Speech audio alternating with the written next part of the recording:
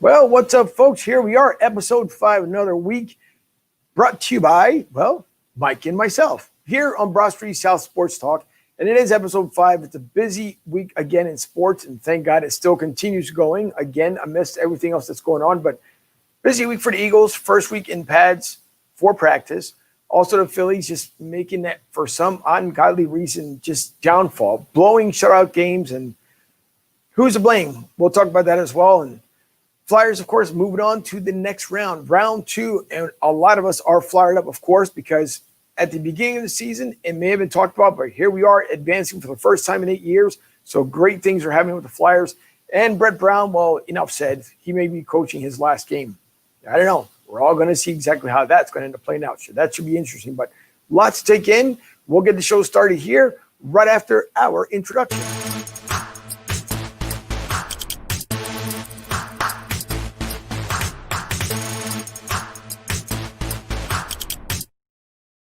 We also like to thank everyone for tuning in this week, as you guys had been tuning in as well during the past couple of weeks. I'd like to thank, of course, to say hello to Mike Sherman, who's one of the bigger contributors that always like to put comments out there. And by all means, we welcome all the comments by everyone who views the show. So good, bad, and different comments are always welcome. So by all means, if you guys see it, we'll post it up there and we'll interact as much as we possibly can. In the future, we hope to have at least a phone line created so you guys can call in. And or if not, if you'd like to be a guest and come on, let us know. Drop a line at Broad Street, and of course it's hyphens, or it'd be Broad ST South Sports Talk at gmail.com. And if you'd like to be a guest, let me know what you want to talk about, and we can put you on. So we're always welcoming folks at all times because we try to make this podcast about you guys and, of course, us here, 444 in Philadelphia. But with that being said, I'm bringing on my co-host, Mike Fuji, and Mike and I have lots to go over when it comes to the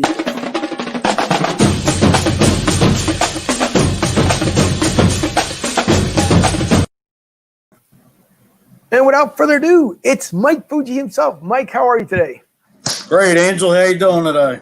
So far, so good. Can't complain. Again, another hot day down here in Tampa, but again, it is the summertime. The good thing is, if I'm going to be a meteorologist here for a second, both storms that are supposed to be coming our way are heading west of us. So good for us, might be not so good for New Orleans, but it's summer. That's the way it works. But how's everything back in Philly? Hot as hell. I believe rain today. It was nice prior to last week as far as low humidity. Now we're back to the dog days of summer. Yeah, it happens. We all go through it. And, of course, unfortunately, some people, they would like for the winter to come around. Not me personally, even though down here it doesn't really get too cold. But that's a very good thing for us here. But starting off, of course, this week, we have the Eagles back at practice. Doug Peterson, of course, back at practice for the first time since being tested and being cleared and coming back. So Doug is pretty much looking forward to the practices. And according to him, he said he wasn't too worried when it came to the injuries. Also, he was looking at Jalen Hurts, with Jalen Hurts being apparently loved, and it seems by a lot of articles this week written about Jalen Hurts. A lot of them, whether being the beat writers or their local reporters, they're saying that they would like to see Jalen Hurts move up to that number 2 spot. Of course, Nate Sudfeld right now holds the number 2 spot, but we don't know if it's going to stay that way forever. We hope, again, that no one gets injured because we don't see any injuries other than the ones that we have right now. But with Doug saying that he's not worried too much about injuries, it's a good and bad thing if you look at it. Hopefully the good is by him saying that is that the injuries aren't too bad. The bad part is, again, we still don't know because they're keeping their lips pretty much closed tight. Well, again, no OTAs, no mini camps, no games at all. I mean, how really able to speculate, who's going to do what, and guys always go down with injuries in training camp. So it's just expected to happen, right? Just and Miles Sanders. He's out indefinitely, at least for another week. I myself, I'd go out and grab Devontae Freeman just in case. You got Corey Clement, who's coming off injuries for the last couple of years. Boston Scott, great player down the stretch last year. He was getting nicked up as well. Also, Elijah Holyfield, who they're expecting big things out of, who they picked up this year off Carolina's waiver wire. I would agree as well. I think the Eagles need to do the backup plan. Obviously, is much needed. I don't know how much they're looking into, again, with Howie trying to do, I guess, his due diligence to stick up for Howie a little bit, see what he can do to bring in any kind of replacement players in case we do have an injury-prone season. I mean, last year, you look at it again, we don't want to reflect too much upon what happened last year, but going into the end of the season, the one thing that we don't want to see again is Carson Wentz. I know he's doing well in practices. He's trying to get his repetitions down. But at the same time, we don't want to see that overthrown ball to Zach Ertz, which ended up breaking his ribs, which, of course, ended up hurting us, being eliminated off the first round in the playoffs. But it's just going to be – I'm hoping that the injuries – and I know because this year it's a different year compared to what we've seen in years past. But I guess there's going to be some injuries when you add the pads, when you haven't been able to gel together as a team. It's tough. It is tough when it comes to injuries. The good thing is, though, what I'm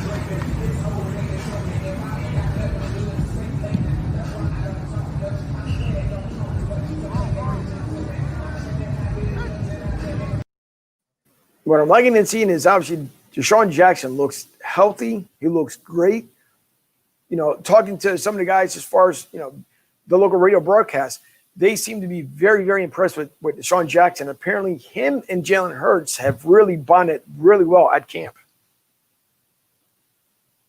I did hear that, and then they were saying that Deshaun came out and said since his hip surgery that, you know, he feels like $1 million ready to rock for the 20 season.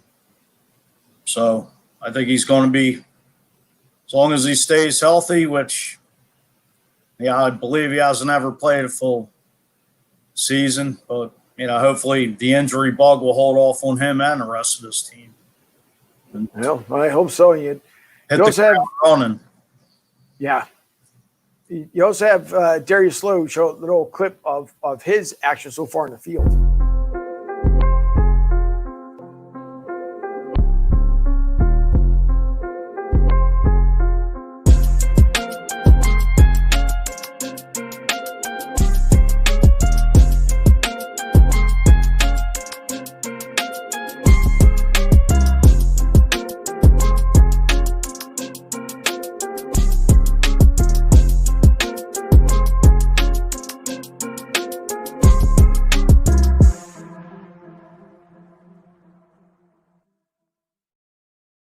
Now, of course, the talk has been, and obviously Darius Slay come week one during the practice that he had last week that Deshaun Jackson had burned him a couple of times. But again, you're making adjustments. You're coming from the Detroit Lions where their defensive scheme obviously is going to be much different from the Eagles. So I think the adjustments, what it seemed like towards the end of the week, they liked what Darius Slay was doing. And I'm excited. I'm glad the Eagles picked him up. It's a great addition along with obviously with Jalen Mills, but I'm waiting to see exactly what's going to happen with Darius Slay. I think it was a phenomenal pickup. I mean, gave up 2 picks for him, but he's one of the better shutdown corners in the NFL totally. I mean, he brings a swagger that the secondary is needed for, you know, quite a long time. You know, it's a shame, you know, Malcolm Jenkins left. I mean, I'm sure that would have been a hell of a secondary with those 2 back there. But, you know, I believe Slay is, you know, he's happy to be here. He loves the city. He loves the organization. I know he didn't get treated like that in Detroit. He just said the Lions organization was more of a loser type situation because it's like one of the worst franchises in NFL history. Yeah. Not the worst.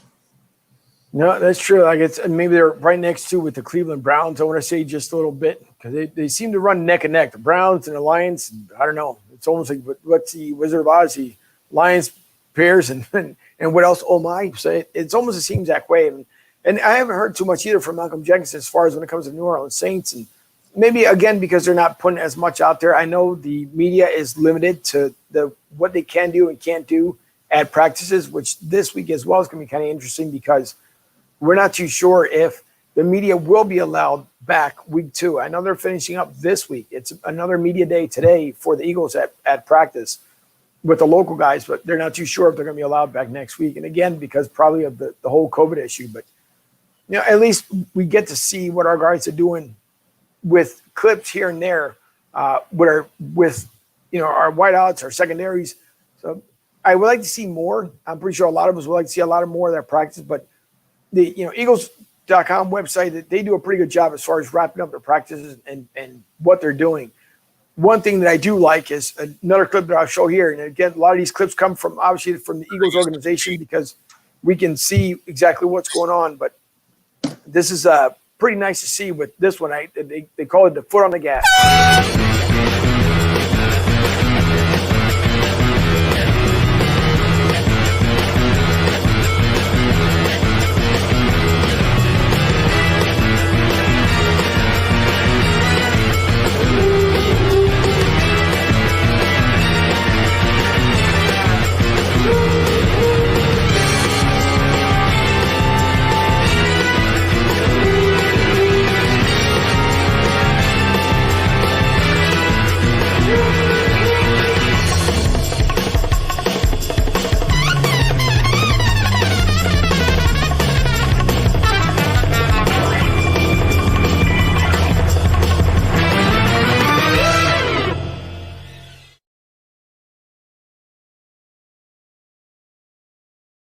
Pretty good clip there by the Eagles. And again, this is the condensed version of the practices, unfortunately, we'll be able to see. But again, it's something is better than nothing. And so I do like what it seems like this team is just, it's gelling. I like what the input people are putting together. Greg Ward, Darius Slay, again, Deshaun Jackson hasn't said much, but obviously you can see the results on the field. Carson Wentz, of course, keeps getting better. I like the chemistry that's starting off the season. I hope, obviously, it'll continue that way. Carson Wentz is beginning tons of talk. I mean, from ESPN to NFL Network, you name it, he's the talk of the town right now, which is a good thing for Carson because hopefully that'll build his confidence as well. But I do like where this team is going. I like where the organization continues to go. And again, the only thing that we're looking at come next year is just a salary cap on how much we will be able to do and or not do. But I do like where everything is going. Doug, you can't say many negative things about Doug Peterson because he is trying the best he possibly can. And I think if you look back at 2017, how this season starting off is almost a reflection of how 2017 started. They've been saying that the wide receivers are kind of playing with a chip on their shoulders because we do have a young, talented group. Alshon Jeffrey has been getting a lot of praise. He's been on a downslide according to a lot of the writers. But again, we don't know until we see the product out there. We're, 2 weeks away, I think, from the start of the season, if I remember correctly. 3 weeks today, just to be. So, as far as training camp, it's full steam ahead. I think a lot of guys want to win a job, especially, the free agents and the undrafted free agents. Guys want to come in, make a name, and, if they get caught, they can go somewhere else and possibly get picked up by another team. But I think Carson's coming into this year playing with a chip on his shoulder. He had his first taste of the playoffs, but unfortunately, he left the game with a concussion. But I just think, ever since the Super Bowl, he's playing with vengeance. And the guy's the real deal. And to me, I'd still say he was the undisputed MVP of the 27 season. Besides giving it to Tom Brady with all the damn critics and all that nonsense. But, Wentz to me, hands down, was the MVP. I'm sorry.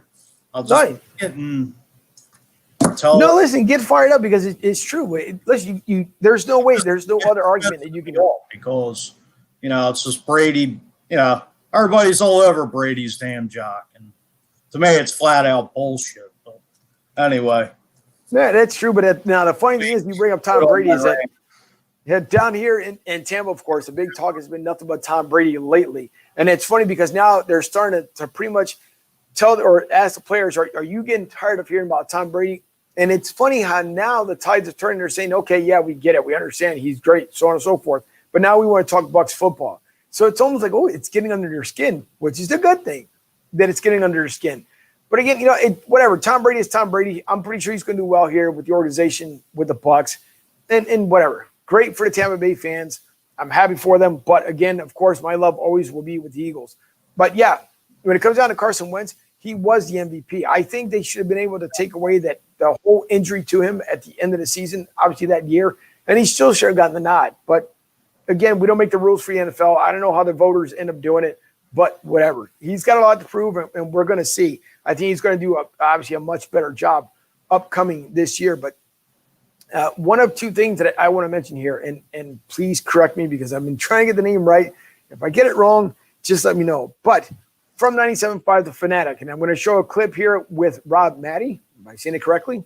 Marty, sorry. I'll get it. Sorry, Rob. I didn't mean to screw up your name here. But Rob Maddie from 97.5 The Fanatic, he brought up a good question that a lot of reporters seem to be skating around, and it's not like it's something that we don't want to know, because we do want to know the running back situation. But prior to him, there's another reporter that comes on, and he asks about how the feeling is, the mood is in the locker room. Time for a couple more. So John, Rob Maddie, and Mike K. Hey, Doug, obviously training camp days can be really long for players, and with the social distancing and even when they're eating, social distancing, it can be tougher. So looking at these videos of the rookie shows and the singing that you're emceeing, how important is that for fun and bonding and getting this team together? John, that's been a big part of what we've done here the last couple of years, even all the way back to my first year, where we had Carson up there as a singer and stuff. And we've evolved our music. We've kind of evolved this thing over the last couple of years, and guys have really embraced that. I think it's a great way. It's all business, obviously, with meetings and practices and how they strength conditioning and stuff throughout the day. And this just gives them a time to get to, for the team, coaches and players, to get to really know these young players, these rookies, and for them to kind of come out of their shell just a little bit and get up there and perform. It's not an easy thing to do, but it's fun for the guys. Great way to get to know them, and they've had fun with it. How many of those songs do you know these days? Pretty much the ones we have done this year, and about halfway through the drafted rookies and the undrafted rookies right now. I've probably about 70% of the songs I probably know. Wow, it's pretty impressive. Well, we put some parameters on the music this year, so it brought it down to my genre of music a little bit. Go ahead, Rob, and then Mike K. Doug, what have you seen out of the young running backs, and does it give you confidence that you wouldn't need to bring in a veteran guy, especially if Miles is going to be out for an extended period of time? I like where our running backs are. I like where Miles is at. I like where Boston is at. I like where Corey is at, and then the three young guys, with Holyfield, with Michael, and we even got Adrian Killens now, kind of splitting time between a running back and a receiver, and just trying to see where he can fit. But I like our running back room. I don't have any concerns there with these guys. These guys have they've played in big ball games. I mean, Corey, all the way back to our 2017, our championship season as a rookie, and playing in big games that year. Miles last year, Boston last year. So I'm encouraged by where they are, and very optimistic that they will have a good season.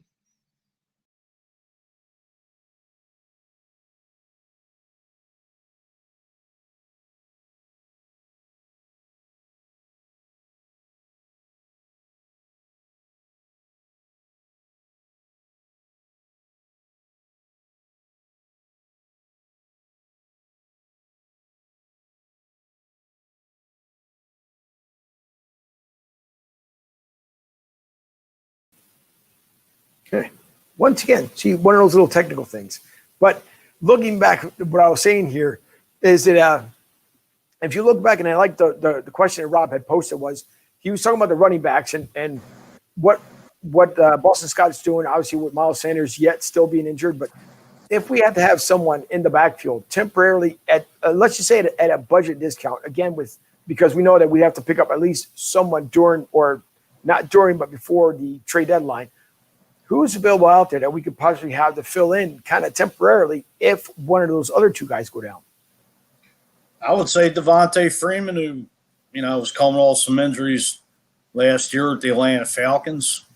I mean, at one point he wanted like $4 million, but which is, I think, was out of the Eagles' range. They tried to get a Carlos Hyde.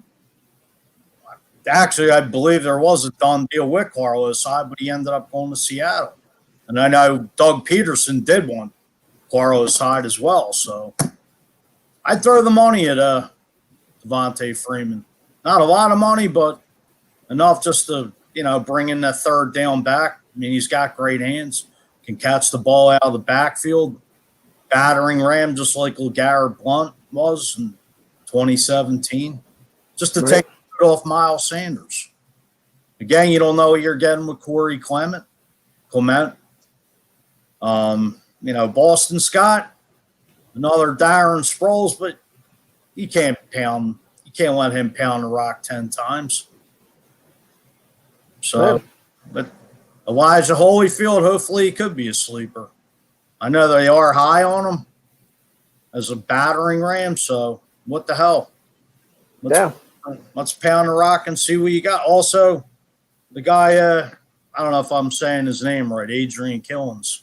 He was an unrestricted free agent, sort of like another Darren Sproles, but they said he's, he can do wonders too on kickoffs and punt returns pretty fast, like another Boston Scott.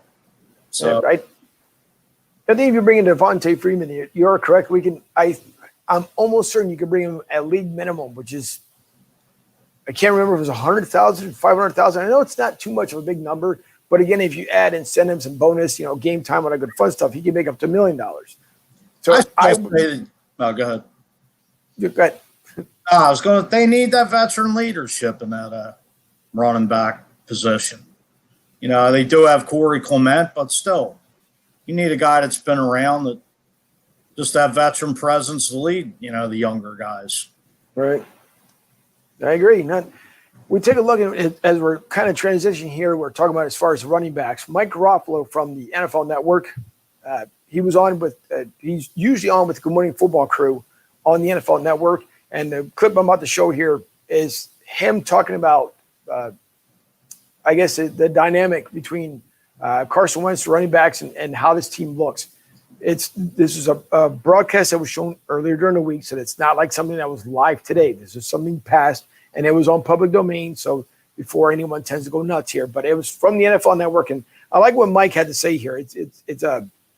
I think a pretty good clip. Well, Kay, one of the additions or moves around the secondary is Jalen Mills going from cornerback to safety. And not only that, but filling the leadership void left by Malcolm Jenkins. There's a chance that he could do that. In fact, he's showing signs of doing it already. I'm told he asked Doug Peterson a couple of days into training camp, can I address the team? And Doug said, go ahead. And Mills, who was drafted as a cornerback and is now making that move to safety after re-signing on a one-year deal, talked to the team and said, look, despite everything that is going on around us right now with this coronavirus and all the restrictions that are in place, we still have work that we need to get done here. So make sure you focus on your work. And also, whatever you say you're going to be, if you feel like you're going to be the starting safety on this team, you've got to perform that way week in and week out. Receivers can't be dropping balls left and right. Everybody can't be missing assignments. As a safety, I need to do my job as well. And so those inside this building looked at it and said, wow, this is a real big step forward for Mills, who realizes that Malcolm Jenkins is not back there now. So they're going to need that vocal presence in the secondary. He could be that guy. He wanted to hit the free agent market and sign a big deal as a cornerback, and he had some conversations and realized, you know what, there's money to be made as a safety. So if he can show up this year, he's going to get that money, and perhaps from the Eagles on an extension. We'll see. Again, I agree. I like it.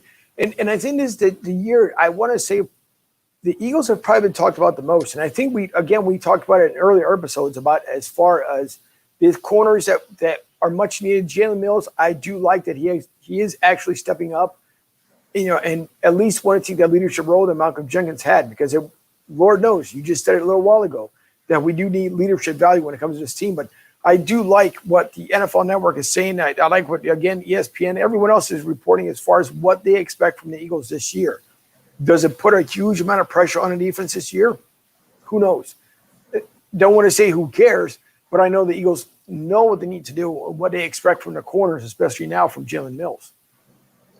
All right. I mean, he's playing on a contract here, and I'm sure he wants the big payday, and he wants to show Doug and the Eagles organization that, he deserves to be a starter and possibly big money depending on what he brings to the table this year. Just to show the young guys. Also, another guy that's really not being talked about is Cravon LeBlanc, coming off that injury last year.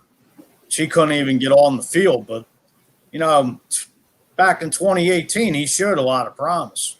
I think the guy's an impact player. I think he's possibly a dark horse that could step in one of these, playing opposite of Darius Slay, or, just in case McLeod goes down, or Jalen Mills. I think he could step right in, and he brings a lot to the table. But like I say, you don't hear nothing about Cravon LeBlanc. Also, they brought in Will Parks to play safety. He can play corner. They have a lot of guys in the secondary that are fighting for jobs. Rasul Douglas, I think he's underrated. I think he's a player, but I don't know if we'll get the chance here. For some reason, just with Jim Schwartz's defense, it's like he's just been on the out since they drafted him in 2017. So a lot of remains to be seen with the secondary. Yep, I agree. I think they got a lot of good pieces. They do, and you're right. But some of the players you had just mentioned, there's not much talk about them. I mean, again, there could be. We're just maybe not hearing it as much as far as on the radio or anywhere else on on news, on social media. We haven't heard too much about him. But I do like. Obviously, Jim Schwartz is here for a reason. I know last year he took a lot of heat. The year before he had taken a lot of heat. After the Super Bowl year, so he knows. I think Jim Schwartz knows that he needs to restructure everything that he's done before in the past. I think he's not done as far as being the head coach. If he gets offered a position here within the next year or two, whatever, I hope that we keep him around for a little bit longer. But I don't see a problem with Jim Schwartz. I think he's trying to do everything he possibly can with the defense, especially with the talent they brought in this year. And again, we don't know what can happen come the trade deadline. We can make an acquisition. Look what, Khalil Mack did with the Bears. I mean, who saw that coming from the Raiders back then? So there's so many unknowns that are coming up with this organization, with this team, with this defense that could make an impact. And I hope, I would love to see us being that number one defense, gangrene line that we've seen in the years past. And I think it can happen. But kind of switching gears here, Kyle Brandt, also from Good Morning Football, he talked about a comparison, which I thought was pretty neat, between Carson Wentz and Miles Sanders. Again, just being injury prone for the moment, but he made a comparison between Miles Sanders, Carson Wentz with another NFC East team. So here's a clip on that one. This is really tough for me because I love Wentz and I love Saquon. I think Saquon's the most talented running back in the league. I think he is a cut above Miles Sanders just in terms of pure ability, and we know that goes back years. However, I'm going to go with the Eagles because I think Carson Wentz is a top 5 quarterback, and I know that's supposed to be some crazy prediction on Twitter and nobody believes me. I think he's a top 5 quarterback when he's healthy. I think he is more better than Daniel Jones than Saquon is for Miles, so I'm going to go with the guys in green. Give me Wentz and Miles. This feels like a version of NBA Jam or NFL Street here. I love this. 2 on 2. Who we taking? I'm bringing in the reserves, though. I'm bringing in the reinforcements. Let me see my offensive lines. Can I get that, guys? Can I break the code here? Can I cheat? Okay. Was this Benoit Benjamin? That group. I'll take that group on the left. Exactly right. This is Fat Lever and the Mavericks with Mike Isolino. Andre Dillard is going to be in his second year. Still have Kelsey, Peters, and Johnson. And look at that bottom one. The Eagles have 32 combined seasons with the team, and the Giants, they only have 5. A bunch of unknowns on the Giants side. Will Hernandez is going to have to step up in year 3. And, of course, Zeitler was the big trade piece when they got rid of Odell. But look, the Eagles have Jeff Stoutland as one of the top offensive line coaches. They have Deuce Staley as one of the top running back coaches. They have the same head coach they've had. I'm going to go with the Eagles. Consistency, strength, and of course the big boys up front. The Eagles offensive line makes me go Eagles over Giants. Okay. Did you guys not watch Saquon last year? I get what you're saying, and I can appreciate it. Yeah. Kyle, you're right. Carson Wentz is the man. He's really good, and Peter, they got a good offensive line. I love Lane Johnson. But Saquon is a different type of animal. He's a different type of beast. I'll take Saquon and anybody. Yeah, Daniel Jones, sure. I'll take Saquon and Daniel Day-Lewis, Danny DeVito, Dan Aykroyd. I'll take Saquon and Daniel Radcliffe in the Hogwarts Hufflepuff Badgers. I don't care who he's playing with. I will take Saquon in anybody because he is that good. I have a deep appreciation for Carson Wentz, that Eagles team, and Miles Sanders is coming. Yes, he is. But Saquon is already here, folks. Yeah, I like that segment. That was pretty cool. I like the comments at the very end there. But would the Eagles have loved to pick up, Saquon Barkley? Of course. It would have been nice. It would have fallen, in our favor. But again, I'm not worried about the Giants too much this year. Of course, they're going through a rebuilding phase. Their offensive coordinator, hint, came from that Blue Star team. And I don't know. I'm not saying that he'll do a terrible job, but there's a lot of rebuild in that organization as well. But I do like, again, there's a lot of mention of the connection with Carson Wentz and Miles Sanders. Carson Wentz has been the talk of the town so far for almost every media outlet out there. And then again, the building of the confidence. We looked at Carson Wentz week 1 when we came on episode 1, and we saw him that he's a much bigger Carson Wentz. And so the only thing that we worry about is obviously he continues to roll out of the pocket, which may not be a bad thing. But the bad part is obviously those corners that are coming in to pretty much do an impact that could end up making him injury prone again. So this year, it seems like that's been the most thing that they've been trying to watch with Carson Wentz, that he stays more in the pocket and stays more alert. And it seems to be working because obviously everybody's talking about him. Well, I would say, the Eagles do have more of an advantage on the offensive line. I mean, the Giants lost Nate Solder, their left tackle, who opted out of the season because of the COVID. But this line is getting older because, Kelsey's talking retirement every year, or it comes up. Lane Johnson, he's coming off an injury. It's just Jason Peters is still on this line, who's 38 years old. When do you pull the plug on him? Honestly, I think Jason Peters will be plugged in the left tackle because the way it sounds about Andre Dillard is still a question mark. Correct. And it's funny, they just talked about Jeff Stoutland not too long ago, and they got, of course, a clip with him as well. And it's funny because it's Jeff is to me he's done a great job as far as one of the best offensive line coaches in the game. He's what did he say? An underdog is a hungry dog. Exactly. That's what Kelsey said. Yep. Underdog is a hungry dog. That is so true. But look at Mike Sherman again, and mentioned him a very good thank you for Michael, obviously, every time when he comes on to put his input in there and making his comments. But he puts down that the Eagles need to develop their offensive line for the future. Peters and Kelsey have limited time left. And just the same thing that you just said, Mike. So it's like the Mike and Mike show, which is always fun. But it's true. It's limited of what's going to be left in the tank for those guys. We hope that Jason Kelsey, again, remains healthy. Jason Peters, I don't know. He's got something left. I don't know if he's going to remain injury-free. I don't think he's going to finish off the season entirely intact, but I don't know. We do have to look at other positions coming up in the future, which Mike Sherman is correct. So it's a good toss-up when it comes to that one. But Jeff Stoutland, I want to bring in a clip on him here and what he's trying to do with this offensive line. And I mean, I personally, I love the guy to death. I got you. What did you say, Boston Scott? What's happening, my man? Huh? My man. My man. What's happening? We get better today. Everything you do, just lock in for 4 seconds at a time. You all hear me? Stop thinking about all this other stuff. All this stuff you've been training, rely on your training. Just do it 4 seconds at a time.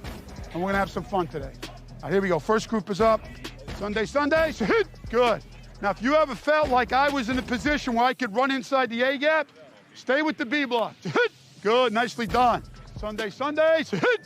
Good. Understand why and when you would use that technique. Good. Otherwise, you're thinning it out now, and now Lane's on his own. Lane, you stay on that square right there. You come here and play this right guard. Okay, center will be right there. Everybody else on the other side. Partners on the other side with the back. Now, again, you look at it, right, Jeff, even when he does go to meetings, apparently, which is, it's not that he misses a whole bunch of them, but even if, from what I've been hearing from the folks out in the media as well, is that when he misses the meetings, you would never tell because he's on point, like, all the time. And that's great because that's what you want to see. You don't want to see someone who's he's there just to coach. Like, you have to, if you're going to bring it, especially when it comes to our offensive line, because we know the biggest problem is that front that we've been trying to work on for years now at this point, even again, going back to 2017. But when you look at our O-line, it's much needed work. Again, you're looking at the corners on the O-line. We know that we hope there's no injuries on that behalf. We take a look at out on the right side with Lane Johnson. He has been hurt. We're hoping this year he stays healthy. He says he feels great. He's been in the best condition he's ever been in. So there's a lot of work for Stoutland to take into place here, but I think the Eagles, I would hope that maybe they can rank at least within the top 10 on the offensive line this year. I'm not saying we can be number one offensive line this year, but the top 10 will be good. But on the defensive side, again, I'm looking for at least the Eagles to, with Jim Schwartz, no less than a top 5. Back to the offensive line, let's not forget about Brandon Brooks, who the Eagles aren't ruling out for this season. I mean, he's coming off that ruptured Achilles, but he's been injured the last couple of years. So that's another name you can plug in next to Lane Johnson, coming off an injury. Which when the guy's a beast, the guy's probably the best right guard in the NFL. So, but the line is getting older, and they do need to address it. Problem is that how do you address it with it? Again, that big old salary cap coming up next year, unless you're restructuring contracts, something that Mike Sherman talked about, I think it was last week or the week before. He brought up as a comment that someone's going to have to restructure a contract because if we're planning on get, help here with this organization, it's going to take some good negotiation either by Howie or a combination of players. Something has got to give, and or you're looking at trades. Once again, I know Zach Ertz has talked about a trade possibility. Do you put a package together like Zach Ertz and Nate Sudfeld? I mean, I don't know. There's a lot of different variables that need to take place in order to make this offensive line younger for years to come. And obviously, we can look at the draft coming next year. Again, the tough part's going to be because there is no college season for the moment, so we can't see what talent, what could we have coming up for the draft class in 2021. Again, a lot of the unknown factors, but the one thing I will talk about here is that Dave Spadaro, who does such a phenomenal job as an Eagle insider with the organization, he came on with Greg Ward. And it's funny because he talked about Greg Ward. If Greg Ward was the commissioner, what would he do differently? So I'm going to show a clip here with Greg Ward and Dave Spadaro. And again, the credit goes to the Eagles organization for, where they got it out there public domain. And it's always fun to hear how Dave Spadaro continues to get better year after year. But here's Dave along with Greg Ward. Rodney McLeod, Eagles. Rodney McLeod. Good to see you, my man. I'm going to give you an opportunity to play NFL commissioner for just a moment. If you were the commissioner, and this is all fun, how would you kind of structure training camp moving forward? Ooh, if I was a commissioner and moving forward as far as training camp goes, all right, I would I would definitely have no preseason games. I like that aspect of it. I mean, I think everything else is cool. Honestly, I think this can potentially spark something in the next few years for us to consider, for Roger Goodell to consider, man, no preseason games, just have guys report, late July and we just work and grind and we have a month to to get prepared, or look, like 6 weeks, I guess, to get prepared, right? Why that surprises me is because you made the league as an undrafted rookie. And so without preseason games, I mean, can you kind of feel a bit of understanding for these young guys who don't have those games to show themselves to the rest of the league? I do. And I've explained to them a lot of undrafted guys on this team, particularly in my group. This is an abnormal year, a year where I don't even know how they're evaluating you. But what's most important is that you take every practice rep and walkthrough rep very serious. And I think they quickly got a glimpse of that in the special teams meeting. And so I'm rooting for everyone. It is difficult because, like you said, that is how I made the team. And your film is your resume, right? And so now 31 other teams don't have the luxury of being able to see you play, under the lights, because that's when it matters the most, right? We talk about practice is important. We spend most of our time at practice, but when those lights come on, they want to see you perform at your best and see what you got. So I'm rooting for all of them. I think I may have to go back and talk about that one. Maybe we need a couple preseason games. All right, I got you to change already. You're easy. All right, you're still the commissioner of the league. Would you make game day Sunday only, or would you like to maybe even expand game days? I like Saturdays. That brings me back to college, man. I like Saturdays, and of course, yeah, Sundays as well.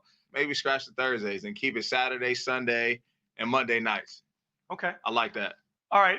Now I don't know how much it's changed in the 9 years you've been in the league. These days, all you can do with rookies is they sing and they bring you chicken and they kind of carry your equipment off the field. Yeah, and some readers every once in a while. A, has it changed in the 9 years you've been in the league? And B, if you were commissioner, how would you structure that part of the game? I would say in my 9 years, it's kind of stayed the same within this box. You have the guys go up there and sing. I think I just missed the other wave where guys were getting thrown in the cold tubs. But I think at the same time, you still have your Popeyes runs on Saturdays when you're traveling. They have to provide snacks and all, jokes and things like that. So we keep the culture alive. We're keeping it alive. Rodney, you're now no longer the commissioner. I want to hear about you. Do you feel, honestly, seriously, in 9 years, I mean, your career speaks for itself. 5 years in Philadelphia. Do you feel you've been a bit underrated, or does that not matter to you? No, I do feel as if I have been underrated in a few years in the league, but it motivates me, honestly, to continue to push. There's goals that I still have yet to achieve. That's what keeps me going, honestly, man. That's what keeps this determination to really gain that respect from everyone, because until then, I don't think I've done my job just as good. Why do you think you've made it and other guys who are bigger, faster, stronger have not made it? It's literally just heart, and I feel like no man can outwork me. I may not, like you said, be the biggest, be the strongest, be the fastest, but my heart, man, is what keeps me going and keeps me alive. And that's something that you can't teach or coach. That's something that you're just born with. And I believe that's credit to my success. This is year 5 for you in Philadelphia, Rodney. What has being an Eagle meant for that time? What has being in Philadelphia as you've developed as a man, as a husband? What's it meant to you being 5 years here? It's been special. I came here in 2016 with nervousness, anxiety, happiness, every emotion that you can possibly have. But the one thing that you don't know is what is the future going to entail. And it was everything that I dreamed of it to be. Winning the Super Bowl my second year here, bringing the first one to Philadelphia, now turning this into my second home, I guess you would say, in the way the city has embraced me, myself and my family. I'm now married. So it's been life-changing, and I'm hoping to do a lot more. I'm hoping to, leave my mark and a legacy here in Philadelphia. What is Philadelphia like as a football town? How would you describe it? Man, the best ever. The way these fans rally behind us each and every Sunday. And at the end of the day, man, they put a lot of pressure on us for a reason. They want to see us do well. And my whole theory is when they stop talking about you, you should worry. That's exactly But as long right. as they're saying something about you, whether good or bad, you just got to take it. But it keeps you on your toes, man. It makes you want to show up each and every Sunday, perform at a high level. Last one for you, Rodney. How good can this defense be? Do you think this defense right now is ready to go play? We are ready, and this is going to be a special group. And I say that just the way that we're meshing, man, in such the short span of time because of 2020 and what it hasn't allowed us to do. For us to come together and the way that we're playing, moving around on the field, communicating, most importantly, making plays. Rodney McLeod, perhaps future NFL commissioner. Think about things in the future here. Let's maybe make a campaign, get you to replace Roger Goodell someday. Thank you so much for joining me. Have a great training camp. See you on the regular season field. Appreciate it, Dave.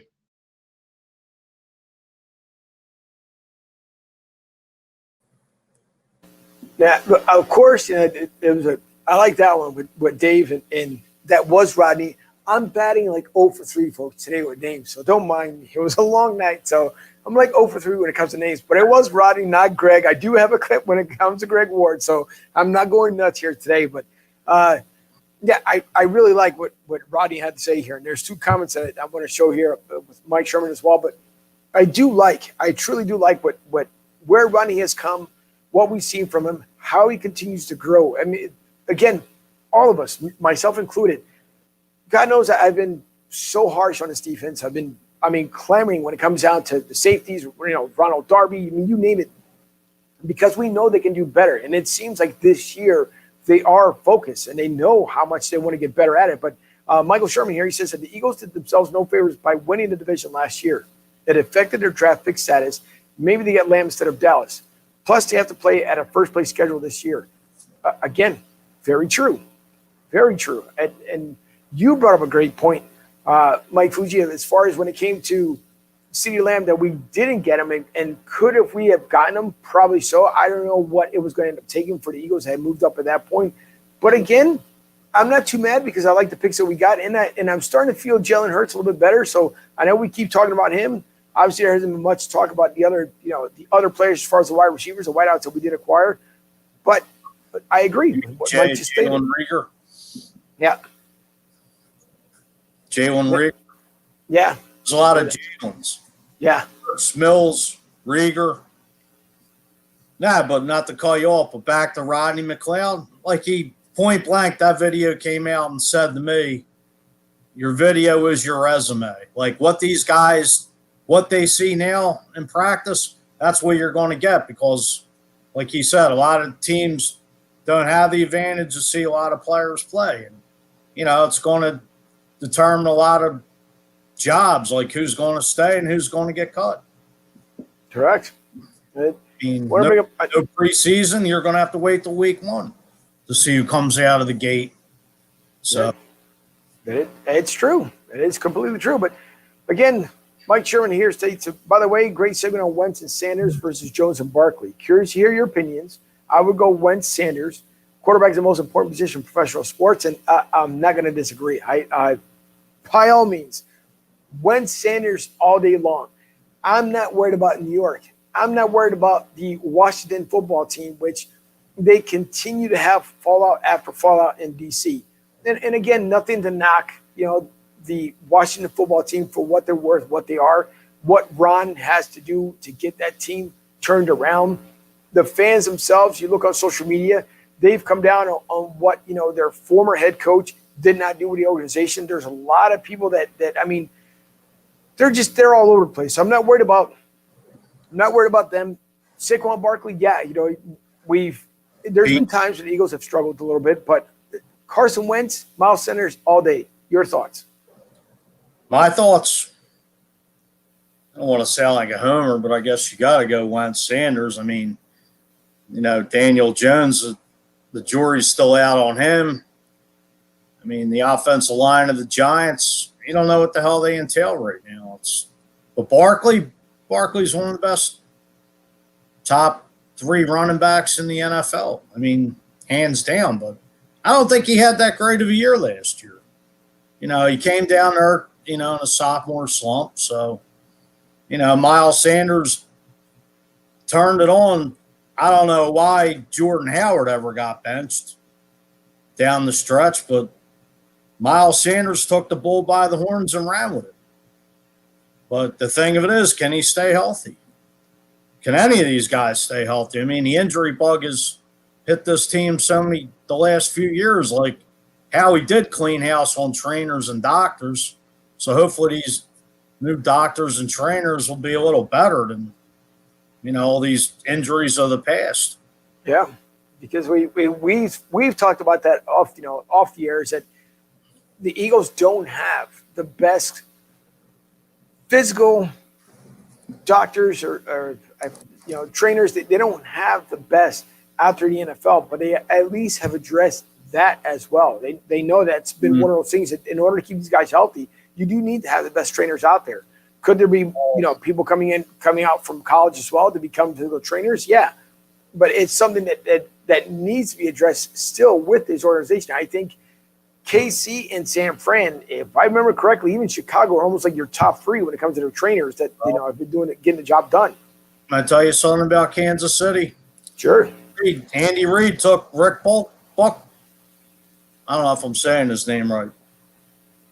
Not Buckholder, Burkholder with him, and he was the head trainer of the Eagles during Andy Reid's tenure. And the guy did an amazing job. But I don't know who's running the NovaCare down there, but hopefully we'll get the injury bug away from this team this year. It would be nice. It would, especially without the mini camps and OTAs and what do you want to call a training camp this year? Yeah. It would definitely be nice, right? I want to bring up that clip as well and it actually is this time Greg Ward. It is this time. Again, with Dave Spadaro, but I like the one thing, if you could take away from this next clip with, again, with Greg Ward, it's humbling. And that's what I really like. He just sounds so humble and just so grateful of what had happened. So here's a clip with Dave Spadaro and Greg Ward. I'm Eagles insider Dave Spadaro. Greg, how are you? Good to see you. How's training camp going? It's going pretty good, man. How are you doing? I'm doing all right. I want to see a little hitting. I mean, do you look forward to being hit? Oh, yes, sir. Yes, sir. I love contact. I love contact. Really? Yes, sir. So let me ask you, so do you feel like you need to get hit before the regular season starts? No. I don't feel like that, but whatever's in front of me, it's full steam ahead. Greg, it's interesting. You met with reporters and I was listening in, and a lot of the questions you continue to get are how you got to this point. Are you tired of answering those questions? And instead, would you like to focus on where I'm going to go from here? Honestly, no. The reason why is because I know where I was in 2018 whenever I got cut. I was at home for the whole season. Then I got a chance to go to the AAF, but I would never forget the dark times that I had. Whenever I used to question myself if I could play, and now that I'm here, I'm blessed to be in this position. So I won't ever get tired of the questions. So during that time, Greg, you actually wondered if you were good enough to be in the NFL? Yes, sir, I did. So that made me work even harder. Just having that edge about me and just having that itch to work and to win. So that was just in the back of my head, and I knew I had a job to do. You've been cut 16 times. I don't know, not cut 16 transactions in the NFL. Yeah. Signed, released, practice squad released. Do you have a daily kind of, and maybe something you read, maybe the Bible, maybe a verse, maybe something that you go, I'm going to look at this and I'm going to get even more motivated today, or this is my routine. This is how I get focused every day. I meditate. I wake up and pray. There's a Tony Dungy book that I read. He has a daily devotional, and he talks about a lot of things like adversity and the ups and the downs. And I just try to stay level, talk to my family, and just continue to grind, man. I think it's interesting, Greg, in a lot of ways, what you've gone through in today's America. Look, a lot of people are having very difficult times. And I wonder if people could kind of use some of those tips to motivate them through the day, to get them through the tough times. I mean, your tough times were real. You weren't making money. You have to pay bills. It's not like everybody, you walk into an NFL building and all of a sudden, you're a millionaire, right? Like these are very, very difficult times, weren't they, for you? Yes, sir, for sure. And I have a 6-year-old daughter, so my main focus was I'm definitely not going to quit. What message would I be sending my daughter or anybody else that look up to me? So I had to feed my daughter. I had to take care of her, and that was my main focus. I wasn't going to quit at all. You are very much established now. Great end of 2019 season. I wonder if you put up, a little video of yourself now versus a year and a half ago, running routes, understanding the nuances of the position.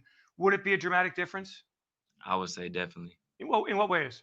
My quickness. I definitely worked on my quickness a lot. Just being more detailed and actually just being that full time receiver, being a slot receiver or if that's outside, whatever they need me to do, it wouldn't change. I'll still be productive. And that's my main mindset. What is the difference between playing in the slot and playing outside for people who don't know? You're more on the island outside, and it's mostly one on one all the time. And in the slot, you have to worry about linebackers and finding the zones, and you will have man to man here and there, but you mostly have to find that zone and that perfect timing. Is the release different outside versus inside? Outside, you get to work a lot of releases, I Okay. would say, but the cornerback has the sideline to help him, or he has help inside, But you have more room to work, I feel like, inside because you have more grass. G Ward, take me inside the locker room. What is the personality of this Philadelphia Eagles football team? we have we have a lot of funny guys on the team. Everybody's excited. Everybody's aggressive and competitive. So every single day, we all competing. If it's offense, defense, we're all going at each other. We have these little games that we play in the locker room, and those are very competitive. It's called shadow boxing, where you try to point and make a guy go a certain way.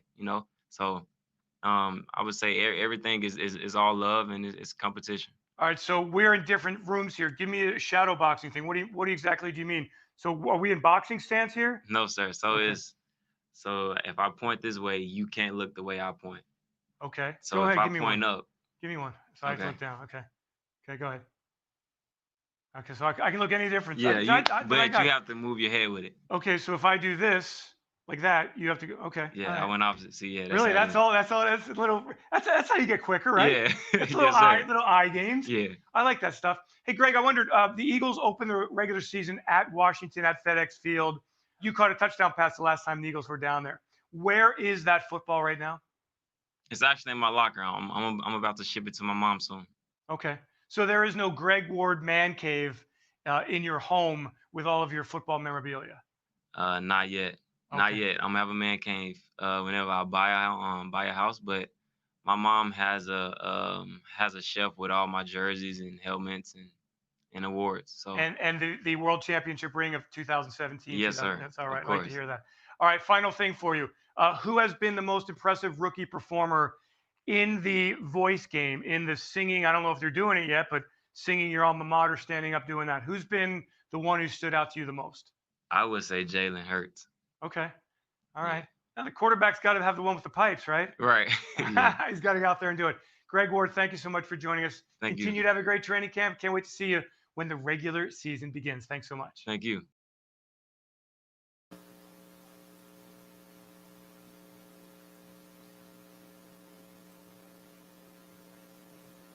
Pretty good interview. Yeah, I do like it. I like the way, again, he sounds so humble. And you can tell, I mean, again, this is where everybody tends to screw up a little bit because Dave said he's been cut 16 times, which obviously wasn't correct, and he recorrected himself. But you got to think about it. A guy like that, you can easily throw in a towel when you're looking at it. Greg could have turned around and just said, you know what, screw this. I'm done with the NFL, or, I'm just going to give up. He could have went in so many different directions. And he decided, you know what, I'm just going to keep pushing, keep fighting, and look at him now. So, and Doug Peterson has talked about Greg Ward a lot this week as well. So it's good to see that he is taking that, again, another leadership role and figure out what he needs to do to excel his game and help out this offensive line and help out Carson Wentz. So I like it. That interview from Dave Spadaro this week is probably the one that I really like the most because I like to see when it's more of the humble approach, meaning that when they're talking to the guys, not only are they talking about what they can do with their game, their lifestyle, their families, because all that comes into play. If you have, and you and I both know this, if you have a screwed up life at home, it's going to show in everything that you do. You can put on the phoniest front possible and say that I'm not that guy, and point fingers and everything else. But when things affect you at home, it's going to affect how you do things at work. I have my full time, other than doing this on the side, but my full time is the same exact way too. If my team, if one of us are down, all of us are down. So we carry each other. You may not have the best days every single day, but you do the best that you possibly can with what you have. And you look at Greg Ward. I mean, hands up. A major clap, a thunderclap, whatever it takes for Doug Peterson to say, thank God he did see something in Greg Ward and promoted him last year, because it shows. It definitely shows. He kept fighting. I think he should have made the team last year, and Matt Collins should have got cut. Matt Collins was a flat-out bum, if you ask me. But like I said, Greg Ward just kept fighting. A lot of heart and fire and character in that man. I take my hat off to him. Yeah, I do agree. And we got 17 times to be cut, and you're here now. Keep going. Exactly. I mean, it's only, you think about, for any of us, I don't care how old we are, how young we are, it's nothing but up. That when you give up on life, you give up on yourself, that's up to you. Every day, and I had my old partner in Philadelphia, Mario or Marcio. And Marcio, him and I always talked about every single day was that, life is about choices. And you're either going to make a good choice or a bad choice. But you make the choice. When you get up in the morning, you know what kind of day you're going to have. It's going to be a good day or a bad day. It all depends on how you approach the day. And attitude affects all. Right. So if you and I come on here and who knows, I mean, things can happen at home. But if we come on beforehand like we do and we talk about things and make sure that we know that we can, if one falls back, the other one just picks up on it, like me and fumbling with the 3 names today. But the good thing is that you have to build a good chemistry. And one thing that we have is just that we have a good chemistry. We can feed off of one another. And that's the same way when you look at it with Greg Ward and the rest of the Eagles, that's what they're trying to do. And that's something that Doug has brought, good Lord, why am I drawing a blank here? Who went over to New Orleans that just fumbled when he said that, there you go. And he corrected himself because he had the back pedal. Right. Idiot. Yeah. Yeah, but he kind of straightened himself out and said what he had to say. He was referring back to the 2016 season when he arrived in Philly. But again, it's all about choices. He made his choice. We made ours. But I do like, again, what Greg Ward stated in that 5-minute interview. That was probably one of the better ones I've seen so far from the Eagles this year. We are going to take one more look, and it's the wrap up for the week. And again, a good friend of mine, he was with Bleeding Green Nation. I'm talking about Brandon Lee Gouton, and he's on with Jimmy Kopensky. And at the end of the week, they usually try to get together with a podcast and put together how the Eagles looked. And again, because there's not many cameras that are in the practice facility this year. Again, because of everything that's going on, that doesn't have to be repetitive over and over again. But I do like they had a winners and losers segment, which I did enjoy. And it's about 33 minutes in, and I try to fast forward as much as I possibly could to get just to that segment. So if there's a little runoff in between, sorry for that. But I do like their choices of winners and losers. So I'm going to bring up the audio here with these guys and what they had to say. It came via that kind of play. And then he had a play against the Patriots where, the Eagles were starting deep in their own end, and they were down in the fourth quarter.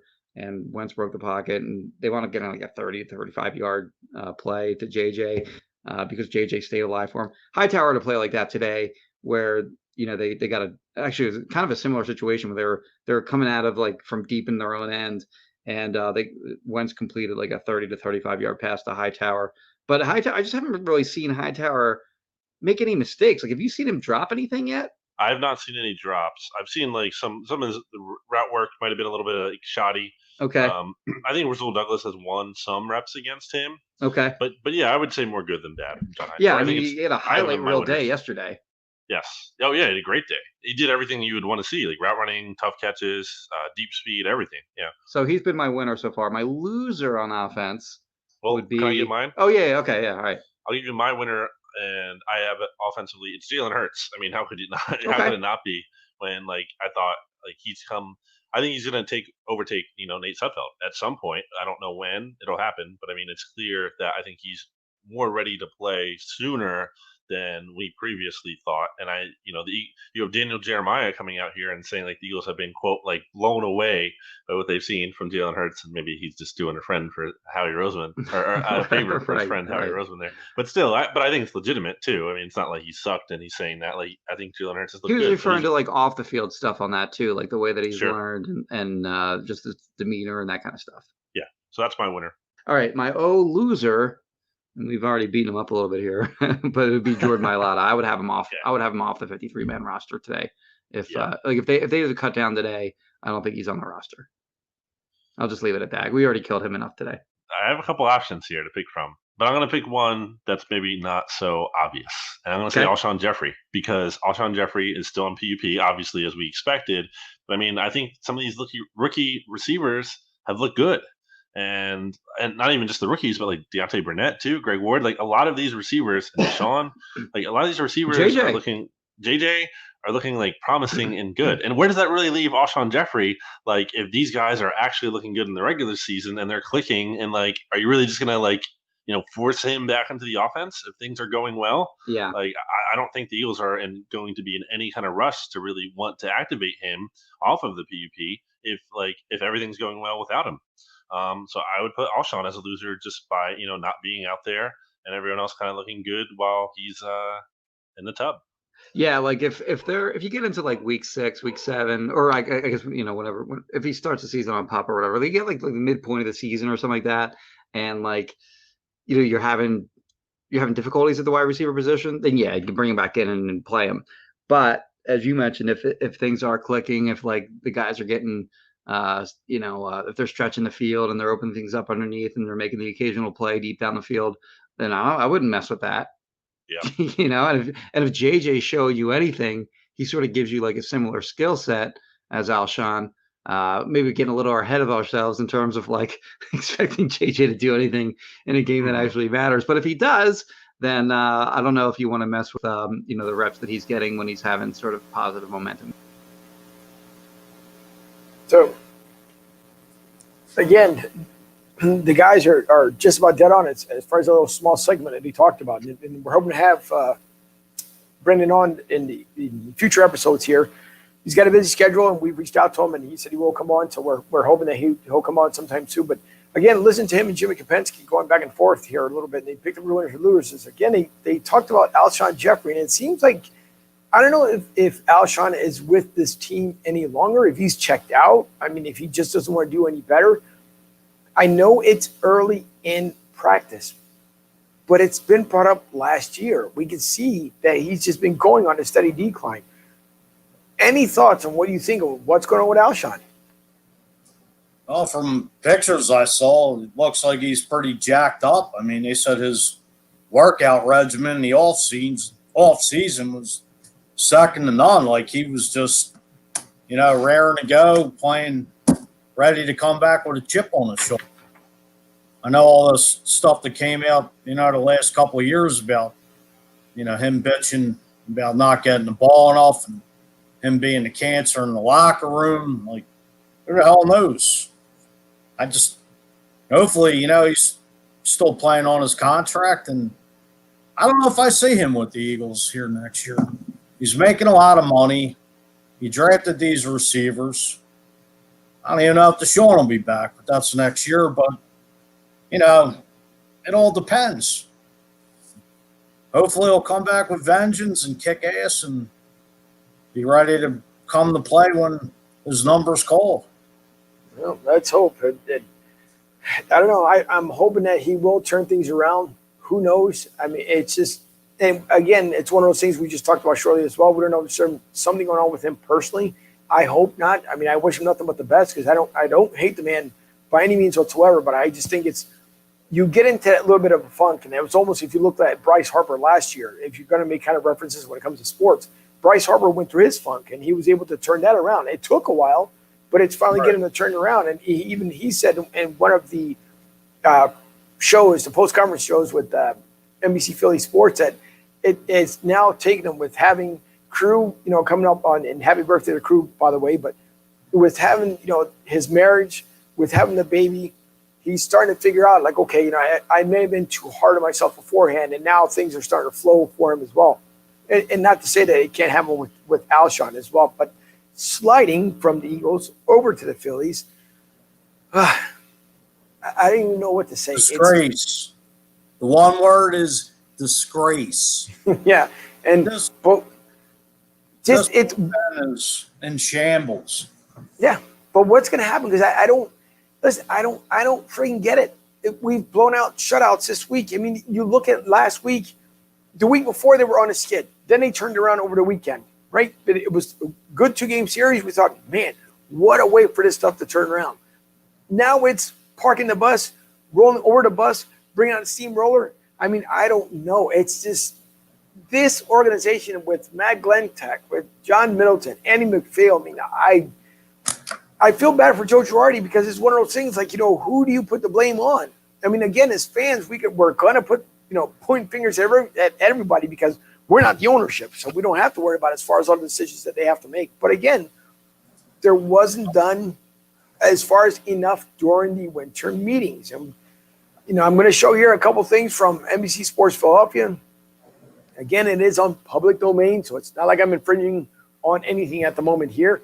We're just showing things that has been put out there, and I'm pretty sure they would love for people to share their stuff as well. But this is post stuff, so it's not like I'm showing a live game preview of the game that they're playing right now. But when we hope that at least they can pull off one win off the series. But you look at the acquisitions that the Phillies made, that Glentek had put into place. Joe Girardi kind of called them out earlier during the week and saying, I'm dealt with the hands that I'm given here, and it's just not what we expected. Workman last night, we thought maybe he can come in and work the inning and be just fine, and the collapse just happened, and it's almost it's disgusting what's going on here. I don't get it. That bullpen.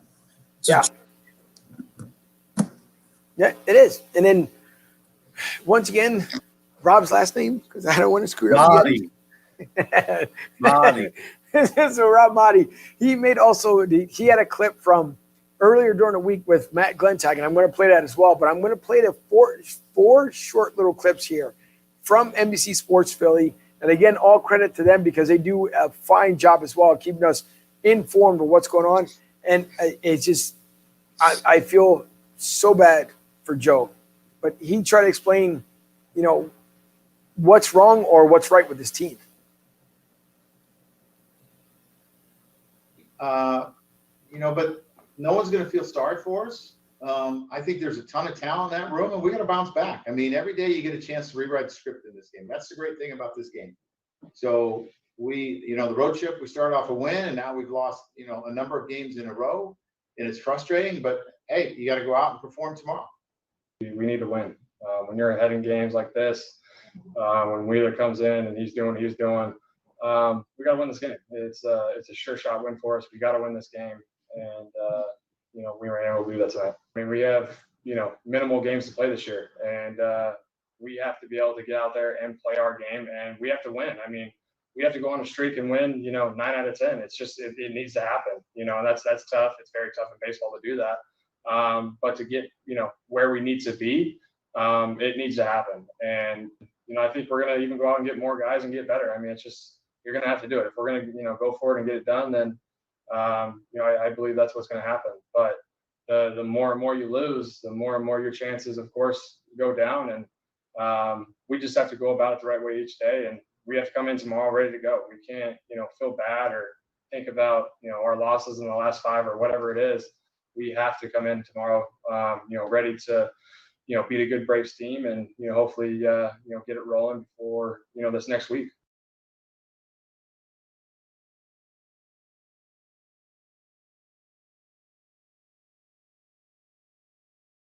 Yeah, that's not the first impression I'm trying to make, obviously. And, it's not what I do on the mound. I need to execute pitches better than I did tonight. There's no excuse for that. I just need to do a better job and get my job done. Just left some of them up. The weather doesn't matter about that. I got to execute pitches.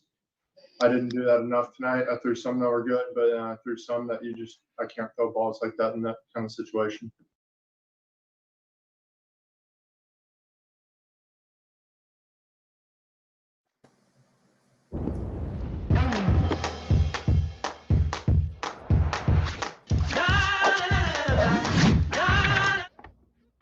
Command strips remove cleanly, so you can make your space your own. Command, do no harm.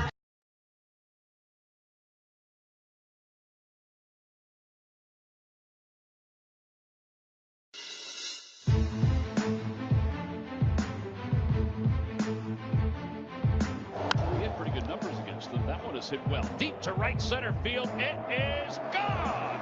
More than halfway up the seats in right center field. Bryce Harper with a 7th home run of the year. And again, the Phillies jump out to the early lead. It is 2-0 here in the top of the first.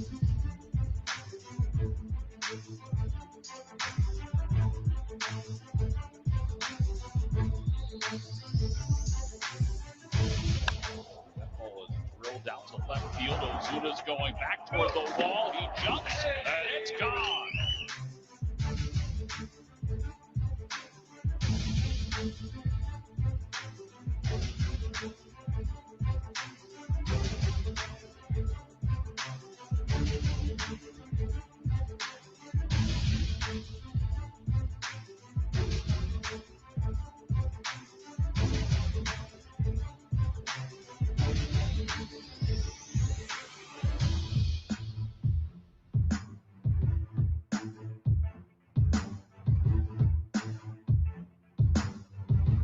Pitching for the Phillies, number 44, Brendan Workman. Breaking ball hit down the left field line. On the run is Hazley. He's not going to get it. They tie the game. Ozuna goes to third. He's being waved home. The throw to the plate by Didi. Oh, the glove of JT. And now the Braves take the lead. Unbelievable. I can't believe it's happened again. That one's out toward left field. It's right at the left fielder, Ozuna. Tagging from third. Heading for home is Walker. The throw to the plate on one out. He's safe at home. He got his hand in.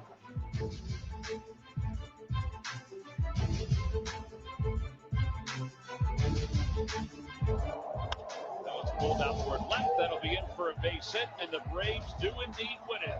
In the bottom of the 9th inning, an RBI game-winning single for Adam Duvall. Phillies have now lost 5 consecutive games.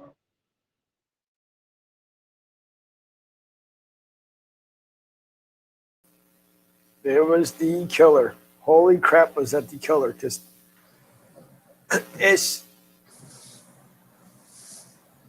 terrible. I mean, you look at it, it's terrible. Ricky, and I got the one last clip I want to show here, and it's with Ricky Bo, and it's you got to laugh with what Ricky Bo had to say here. So I'm going to show one last one, and then we'll get into what John Middleton had to say afterwards that Rob had put on his tweet, because I sent him a tweet last night as well, and I pretty much said I blame 2020 for all this nonsense that's going on. But listen to what Ricky Bo had to say here, because it's almost a little cringeworthy. They bring him. He got worked. I feel like I just went to a restaurant, ordered, I'll take what's in the garbage pail and a nice glass of still water. That's what I feel like I just did. This is pathetic. It really is. This is disgusting. I mean, we're watching a team get a lead every night and just, it's Christmas. Not only that, but your starter. By the way, let's call in Santa Claus from the bullpen because we're giving things away. Might as well every single night. Right. Don't do that because Rudolph will die right on the way in. Then you get a new guy in, and he comes. By the way, he was put in an impossible situation to start with. First and third, one out. Neris is a disaster. Should Neris have been? That's the question. You know, Joe Girardi has been great. It's his first year. We know his resume. Should Hector Neris have been it? Hector Neris has been terrible lately. I thought we're going to see Workman. We're going to see Hale. We're going to see the new guys come into pitch. It's which chamber is the bullet in. You don't know who's there. You don't know which guy's going to come out of the bullpen. Joe Girardi has a bunch of guys that have no particular idea of what they're doing anymore. And I don't know where this happened or when this happened, because I saw Neris pitch last year. He wasn't like this. Thank goodness it's 60. How's that for you and I, for our sake? So it's holy crap. I would, you know what? I would have loved to listen to that for the next hour or so. And that would have been just fine listening to it, because it's hilarious. And Ricky Bo hit the nail on the head. It's true. You don't know what's coming out of this bullpen. You have no idea what in the world we're looking at anymore. The product on the field is showing for itself. It's a damn train wreck. I mean, Christ, you might as well pull guys in off the street to go throw the damn ball over the plate.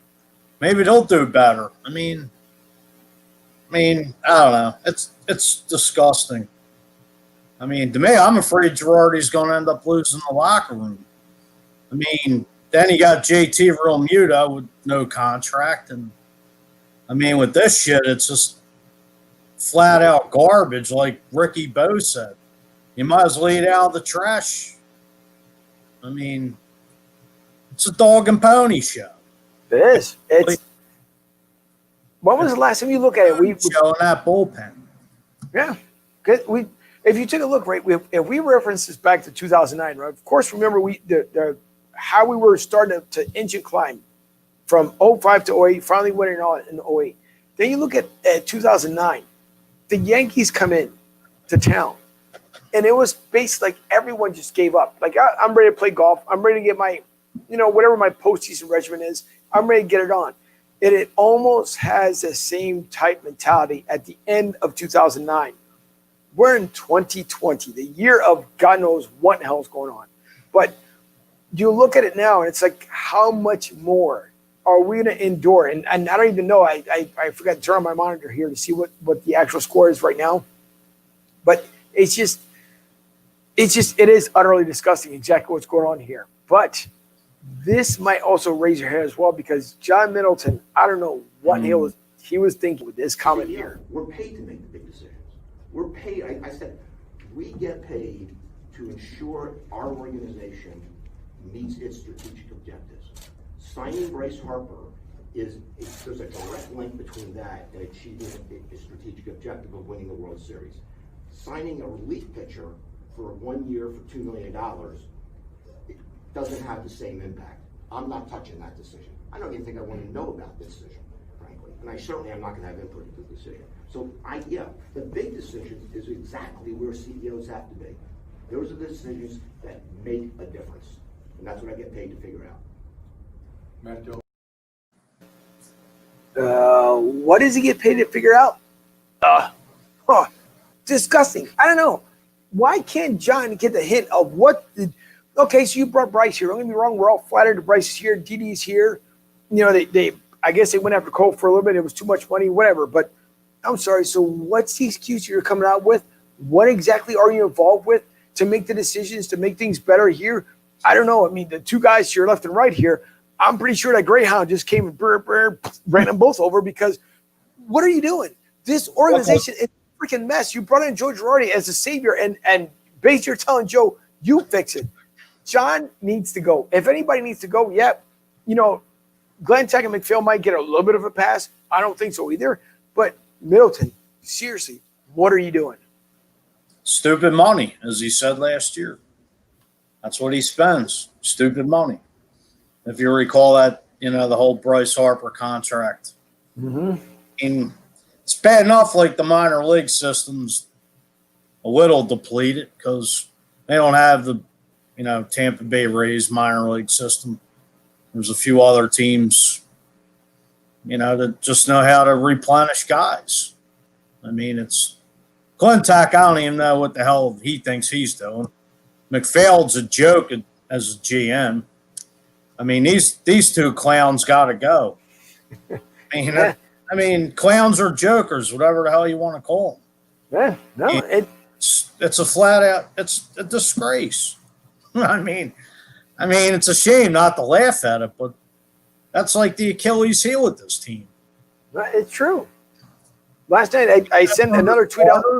They got the offense, but the bullpen comes in like Santa Claus. Just give the goddamn game away. Like exactly. Fuck. Yep. it's the honest God's truth. Yeah. And if it was up to, that's why I wish Ricky Metallico. There's times that I wish these guys could really say what they want to, because I'm pretty sure he would have said what you just said, because you could just tell. It was almost like he had to bite his own friggin' tongue to be like, I can't say that. Pick your poison, the Sixers or the Phillies. I mean, they must be drinking the same whatever they're having in there. Give me some. I don't know. It's the drinking of the imitation Gatorade.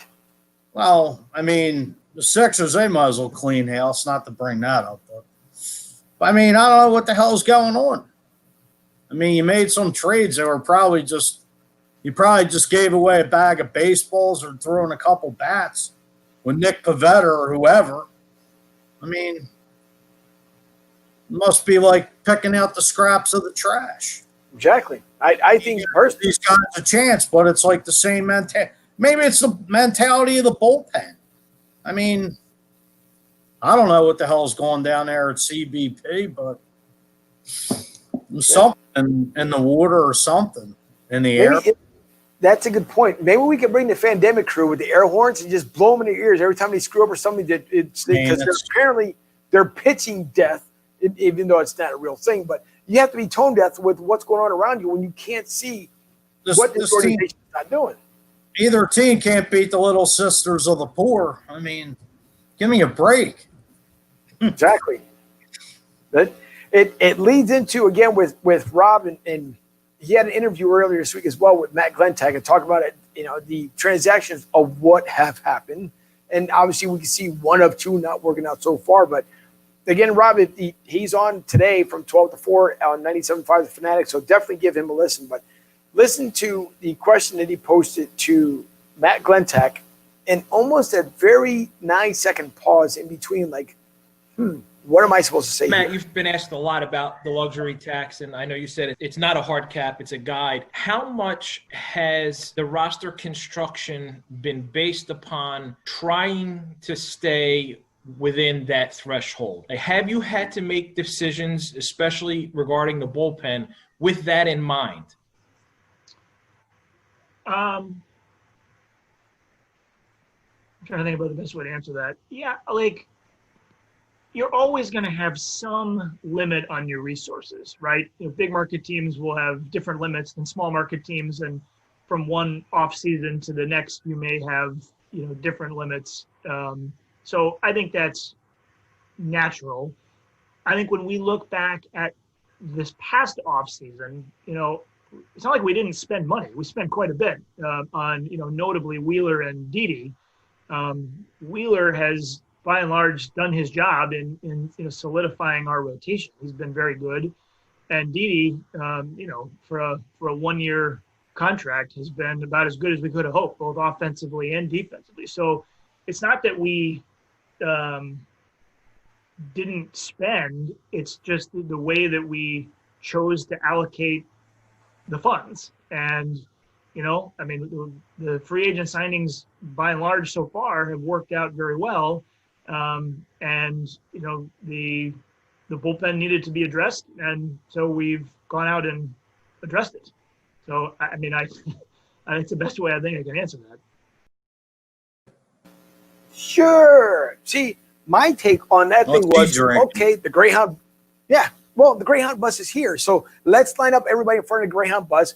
Let's let out the horn, and here come the speed bumps, because that's the way I end up taking it. Like, he's not trying to throw someone under the bus, but at the same time, too, answer the freaking question. It wasn't like it was a super hard question. Rob did a great job on that segment, answered him, that one particular thing, and you can't even come out. If you need to throw whoever it is under the bus, throw them, because at this point, everyone's throwing everybody under the bus, minus the players. The players are the only ones going around their locker room like, hey, what are we doing here? What's going on, guys? I don't get it. Who's playing first? I mean, it's a freaking absolute joke. At this point, I feel like I need a brown bag over my head and put it on there with the little eye cutouts. I'm like, yeah, I don't belong to this squad. More like who's on first. Yeah. Yeah. I don't know. Again, there's a lot of work to be done, but I'm hoping that they will get it right. I don't know if it's going to happen, but thank God there is a glimmer of hope. I'm not even getting into Brett Brown. Brett Brown, to me, it's goodbye. See you later. I'm done with the Sixers. I'm so tired of hearing Joel Embiid saying, I need to play better.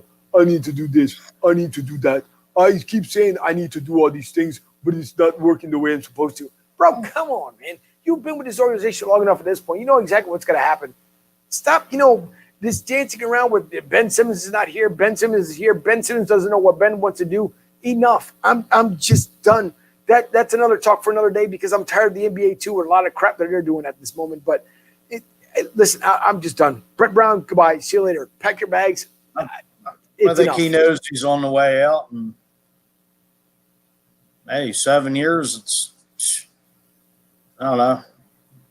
That locker room culture's got to go and be changed quick. Correct. But the glimmer of hope, of course, is our Flyers. And I'm pretty sure that Doug and Kelsey got their answer. Did they win the series?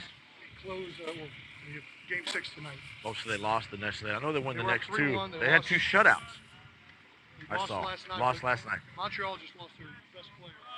So he got broke his jaw in the last game. Oh. So they should close tonight. They should close tonight then. Should.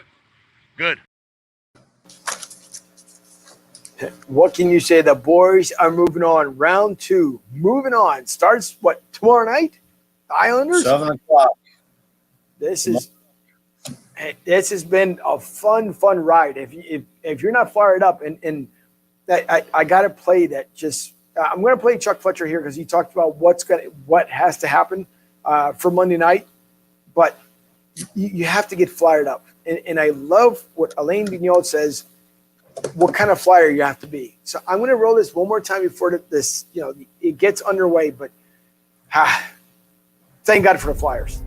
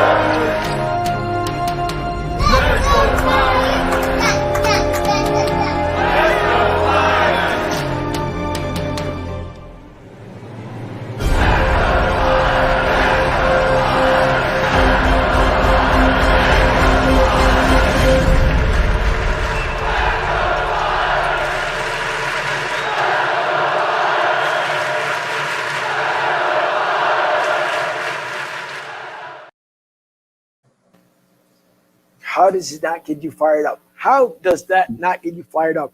Listen, you got to give the coach a lot of credit because we haven't seen this kind of hockey in Philly in a long time. God bless Carter Hart. I mean, 2 shutouts back to back. They pull out the win. Yeah. At 22 years old, look at what he's done so far. Obviously, at the age of 21, starting, but now he's turned 22 because he recently had a birthday. But you got to get fired up. There's no way. You look at, the last game, within the last 2 minutes, if you weren't doing this in front of your screen, there was something wrong because it looked like the Canadians were on a tear. But somehow or another, they pulled it off. And thank God, at least for the Flyers, because Phillies done, Sixers done. Let's go Flyers. Let's go Birds. But man, it's got to pump you up. First time in the second round since 2012. Yep. 8 years without making it to the second round of the playoffs. Flyers in 6. How many? If we take a look at history here, how many times have we played the Islanders by any chance? I know we've won the series 138 wins to 108 losses and 26 ties. So I'm going. I would have probably agree with you here, saying that the Flyers in 6. It's going to be tough. I'm dying to see this. Going to be again another busy week, looking at Phillies games, looking at Flyers games, trying to get so many things caught up here. But I'm beyond excited. I also like how Chuck Fletcher here mentions of what the Flyers need to do to prepare for the Islanders. Hey Chuck, Kevin Hayes after the game yesterday said it was he thought it was a real good sign that you guys did not play up to your capabilities in this series and still won 4 games. Do you think this team has another level to go to in these playoffs? Yeah, I do. And we'll probably have to find it if we want to continue to win games and move on. You have to give a lot of credit to the Montreal Canadiens. They played very structured, very fast game. They put a lot of pressure on us. I think we put a lot of pressure on them at times too. And There wasn't a lot of free ice out there. We had to battle for everything we had. And I do think we started to get a few more chances offensively as the series went on. I think our power play got a little bit better as the series went on. But there's no question. I think there's another level we need to get to. And that probably goes for every team that's still playing. We'll go to Steve Wino of AP. Hey, Chuck, I know you guys as GMs got a lot of questions about kind of what format you might want here. You reseed, you still wind up having all these divisional games. Does that help having familiarity that every team kind of knows the other team you're facing here, especially you guys know the Islanders very well? Yeah, I think so. I mean, look, this has been incredible hockey. I think you have to give all these players a lot of credit, taking 4 months off, a 4-month pause. And, I think everybody's a little bit different than what they were from before the pause. Teams are different. We've seen teams that have played much better here than they were playing before the pause. And and there's also some teams that aren't here anymore that couldn't get their game back to that level. So there's been unique challenges here. I think familiarity is certainly going to be a part of it. But, I think, again, going back to the last question, I think the key for every team is how you continue to adapt and evolve and get your game going. And we have 4 games in 5.5 days starting Monday. So there's not a lot of practice time. You're going to have to come in with the right mindset, make quick adjustments, and get your game to a high level very quickly. We'll go to Charlie O'Connor with The Athletic. Hi, Chuck. I want to ask about expectations evolving. Back in September, you had essentially said that the goal for the season was to change the mindset of the team, get the team back into relevancy, obviously look to make some noise in the playoffs. And you've done that now.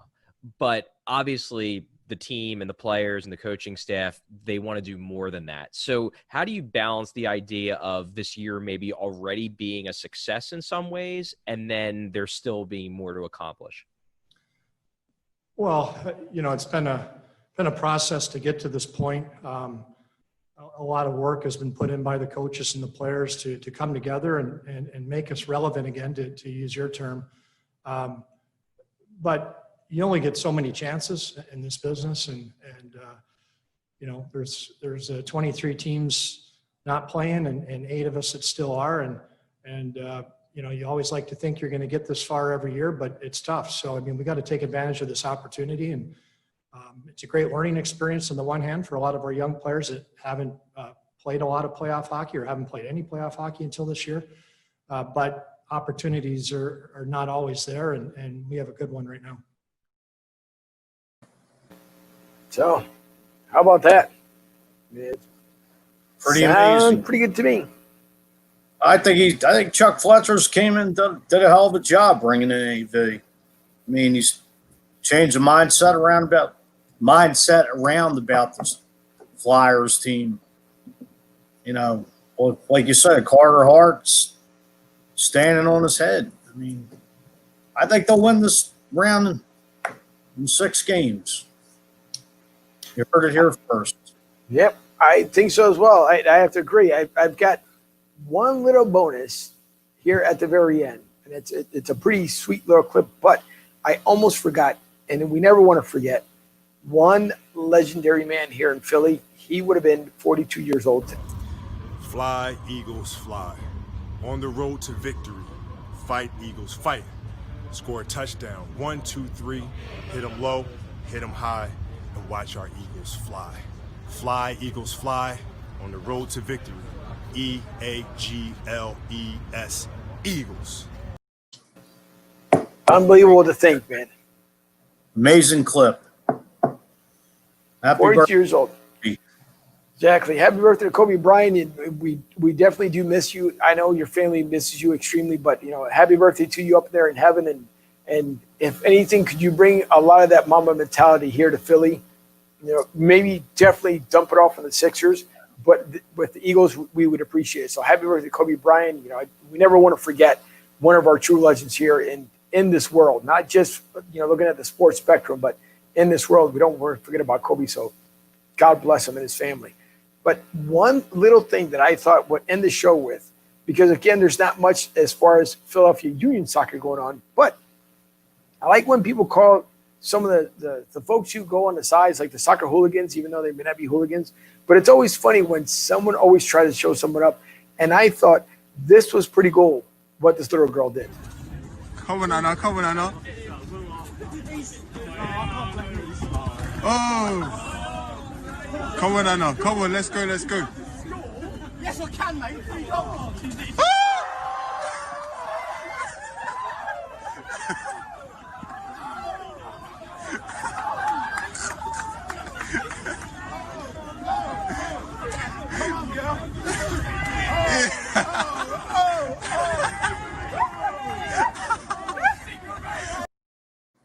How about that for a move? That was a pretty damn good move she put on him. Exactly. Listen, if you need an agent, by all means, please get in contact with us. We can use you with the Philadelphia squad. So by all means, come join us. But Mike, once again, episode 5 here in the books. And I really do appreciate you again being on with me. It's been a great show. We hope that everyone has enjoyed it. Thank you to Michael Sherman once again for the comments that he makes. For Rob. Marty. Exactly. Yeah, I can say it, but I figure now it's been good the way we've been saying it back and You forth. say Rob, I'll say Marty. There you go, Rob. Marty. So thanks to him with the question he had posted for the Eagles. Obviously for the Eagles insider, Dave Spadaro, for the clips that he made. 4 of the clips that we end up using with NBC Sports Philly. Again, the NFL Network, Good Morning Football crew. They put on an amazing show every morning. So if you guys don't watch them, please give them a like. Look and see the material that they use as well. Good Morning Football is always putting on good quality shows. Of course, they're all doing it socially distant, but either way, they still put out good content. So give them a like as well. Great show. Really appreciate everyone, just the clips. Mike, of course, you especially coming on with me. Hopefully this upcoming week, we will have 2 good guests. But again, being the fact the schedules that they're coming up on with the Eagles, we hope to have them on. But listen, we look forward to doing this again come next week. You guys, please, again, if you'd like to reach out to us, you can reach us either via Messenger, definitely on our Gmail, BroadST, short for street, BroadST South Sports Talk at gmail.com. Please put in your comments if you'd like to come on with us. By all means, give us let us know why you would like to come on with us. And we'd like to have you as a guest as well, because the more the merrier. It's again, all about you guys and us just having fun. So, Mike, we'll do it again come next week. It was fun. I really enjoyed it. And putting together an hour and 42 minutes worth of content in the show is pretty tough without doing it with commercial breaks. So, yes, sir. Thank you for having me. No problem. Appreciate it. Everybody have a good week. Go Flyers. Yes, sir. Let's go Flyers indeed, and let's hope the Phillies get it turned around. But again, thanks to everyone for listening, for watching. And by the way, right after the show, you can catch you on the replay as many times as you like, and just share it with your friends. Let them know the job that we're doing here, and we're trying to bring good quality content week in and week out, and we'll see exactly where it takes us. But Mike, once again, thank you for ending the show. And thank you. Let's go Flyers.